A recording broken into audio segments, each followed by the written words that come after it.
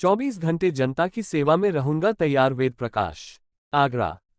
फतेहपुर सीकरी लोकसभा से राष्ट्रीय जनसंचार पार्टी के सांसद प्रत्याशी वेद प्रकाश से जब दस्तक पल्स टीम ने वार्ता की, उन्होंने बताया, मैं युवा हूं, मुझे युवाओं की सभी समस्याओं का समाधान करना है। मुझे अपने क्षेत्र में टेक्निकल मेडिकल कॉलेज खुलवाने हैं। क्षेत्र में कम से कम 10 फैक्ट्री खुलवानी है, जिसमें हर फैक्ट्री में 50,000 लोगों काम करें, और हर पंचायत में गौशाला खुलवानी है। मुझे चुनाव चिन्ह टॉर्च मिली है, तो सभी को टॉर्च की रोशनी से रास्ता दिखाऊंगा।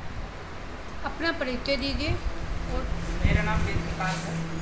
मैं तहसील बाके गांव उदयपुर कला का रहने वाला हूं। ठीक है, जो बाग विधानसभा लगती है 94 और फतेहपुर सीकरी लोकसभा से आता हूं। जिला मेरा आता है। अभी जो 2000 लोकसभा के चुनाव हो रहे हैं, किस पार्टी से खड़े हो रहे हैं और मैं राष्ट्रीय जनसंचार दल पार्टी से प्रत्याशी हूँ। किस सीट से खड़े हो रहे हैं? लोकसभा सीट फतेहपुर सीकरी। राजनीति में कब से हैं? राजनीति में आए हुए मुझे कोई ज़्यादा समय नहीं हुआ है, लगभग 2-3 साल से ही राजनीति में हूँ। राजनीति में आने का उद्देश्य क्या था?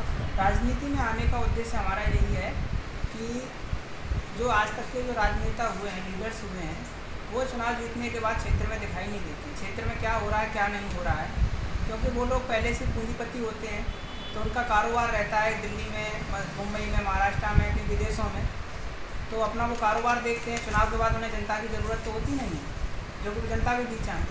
और हमारा उद्देश्य यही है कि हम जनता के बीच रहेंगे, जनता के लिए काम करेंगे। कि आपका भी अन्य कार्य है, ऐसा ना हो कि सांसद बनने के बाद आप भी अपने कार्य में व्यस्त हो जाएं। नहीं, ऐसा नहीं होगा। अगर ऐसा ही करना होता तो हम पहले से समाज सेवा कर रहे थे। हमारा जो वर्क था वो एजुकेशनल कंसल्टेंसी का कार्य था कि SC/ST के जो बच्चे थे हमारे यहाँ संस्था के माध्यम से हम लोग फ्री में उनको शिक्षा प्रोवाइड कराते थे। तो अब तक नहीं हमने कोई ऐसा सोचा कि क्षेत्र को छोड़ने के बारे में, तो आगे हम क्या सोचेंगे। कई दिग्गज नेता इसमें फतेहपुर सीकरी से खड़े हो रहे हैं, आप किन मुद्दों को लेकर आए हैं इसमें? देखो, हमारा मुद्दा कोई खास नहीं है। जो सबके मुद्दे रहते हैं वही हमारा एक मुद्दा रहता है कि लोगों को शिक्षित बनाना है, स्वास्थ्य को लेके, बेरोजगारी। मेरा लक्ष्य ये है कि कम से कम मैं अपनी लोकसभा क्षेत्र में 3 कंपनियां लेके आऊँगा, जो बड़ी बड़ी कंपनियां होंगी, जिसमें कम से कम 50,000 लोगों को एक रोजगार मिलेगा। ठीक है, और दूसरी बात, मैं गांव-गांव में गौशाला खुलवाने का मेरा प्रावधान रहेगा, ताकि किसान जो परेशान हैं, सबसे बड़ी बात यह है कि किसान हमारे क्षेत्र के बहुत परेशान है गायों को लेकर। पूरी रात उनको हो जाती है जागते हुए, तब भी खेती नहीं कर पा रहे हैं बेचारे। तो अगर हम गौशाला बनवा देंगे गांव-गांव में, तो गायों का प्रबंध हो जाएगा, तो उनकी खेती आसानी से हो सकती है। ठीक है, और जो लोग शोषित हैं, पीड़ित हैं, गरीब हैं, तो उनकी कोई सुनवाई नहीं होती है, तो हम डायरेक्टली वो हमसे डायरेक्ट मिल सकते हैं मेरे घर पे आके, या कहीं भी मुझे जहाँ बुलाएंगे मैं वहाँ जा सकता हूँ, मुझे कोई आपत्ति नहीं है।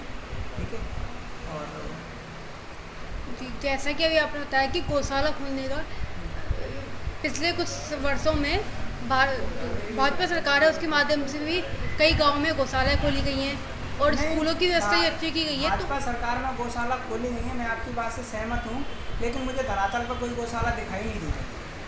एक बमरौली कटारा में भी गौशाला खुली है, इस बारे में क्या कहना चाहिए? बमरौली कटारा में अब ऐसे 1-2 गौशाला खुलने से उससे कोई वो नहीं होता है। गांव-गांव में गौशाला खुलनी चाहिए। हमारा जैतपुर ब्लॉक है, जैतपुर ब्लॉक में एक भी गौशाला नहीं है। आपने क्या वहाँ के वोटर नहीं है, वहाँ के लोग नहीं रहे, वहाँ पे लोग नहीं रहते हैं, वहाँ खेती नहीं होती है, आप बताइए। तो आपने यही पार्टी क्यों चुनी? ये पार्टी इसलिए चुनी कि जो बड़े बड़े राजनीतिक दल हैं वो डायरेक्टली किसी को टिकट नहीं देते हैं, तो इसलिए हमने इस पार्टी को चुना। पार्टी के राष्ट्रीय अध्यक्ष माननीय विनोद पटेल जी से मेरी बात हुई, तो उन्होंने मुझे टिकट देने का आश्वासन दिया और मैंने इसलिए ये पार्टी चुनी। इस समय जो आप क्षेत्र का भ्रमण कर रहे हैं, तो जनता का कैसा प्यार, कैसा से जनता के प्यार और समर्थन अच्छा मिल रहा है। जनता का कहना है कि क्षेत्रीय हो आप, और हम आपकी सपोर्ट करेंगे और मतदान भी करेंगे।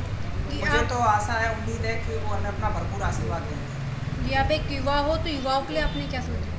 युवाओं के लिए मेरी बाग विधानसभा है, फतेहाबाद विधानसभा में कोई खेल का मैदान नहीं है, तो सर्वप्रथम मैं खेल का मैदान बनवाऊँगा।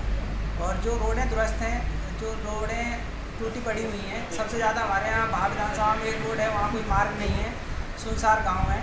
वहाँ के लिए जब बाढ़ आती है चंबल की, तो लोग बड़े परेशान हो जाते हैं। तो उस बात को लेके कई एक बार माननीय सांसद जी ने भी कहा है कि इस रोड को हम बनवाएंगे, लेकिन वो सांसद होने के बाद फिर भूल जाते हैं, उस रोड पे कोई सुनवाई नहीं होती है। आपकी जो योजना है वो वहाँ फतेहाबाद या जयपुर के लिए ही है, आपने अन्य विधानसभाओं के लिए क्या सोचा है, जैसे फतेहपुर सीकरी हो गया, खैरागढ़ हो गया? देखो बता तो रहे हैं, हम आपको हर बार हर विधानसभा में कंपनी लगवाएंगे जिसमें कम से कम 50,000 लोगों को रोजगार मिलेगा। जी फतेहपुर सीकरी में सबसे मेन समस्या पानी की है जी। और एक खांडवा मैदान को लेकर कई चर्चाएं चल रही हैं, उस बारे में आपका क्या विचार है और क्या सोचा है? उसके लिए भी हम पानी की व्यवस्था करवाएंगे।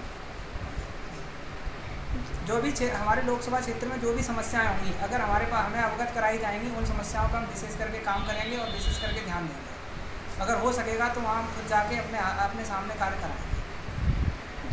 अभी इतने अन्य नेता हैं, आपको कौन अपनी टक्कर में लग रहा है? अभी आज तक की रिकॉर्ड में अगर देखा जाए तो मेरी टक्कर में रामनाथ सिकरवार की। बाकी राजमत और बीजेपी है सबसे। नहीं, मैं तो नहीं मानता हूँ, जिस हिसाब से बीजेपी का विरोध है उस हिसाब से मैं नहीं मान सकता कि वो मेरी टक्कर में है। तो लेकिन एक बीजेपी लहर भी चल रही है, इस बारे में क्या है? वो तो एक लहर तो मान लो सरकार है उनकी, ठीक है, डबल इंजन की सरकार बोलते हैं जिसे, तो इस वजह से लहर मान लो या कुछ भी मान लो, तो सत्ता में बैठे हुए हैं तो वो कुछ भी कर सकते हैं। अगर इस बार राजमत जीतते हैं तो इस बार भी क्या ईवीएम की गड़बड़ होगी? हाँ, मेरे मानने से तो ऐसा ही होगा, क्योंकि जिस हिसाब से प्रत्याशी का विरोध है उस हिसाब से जीतना तो नामुमकिन है। लेकिन जो मोदी जी या योगी जी आते हैं तो भीड़ बहुत मिलती है, वो कहाँ से आती है?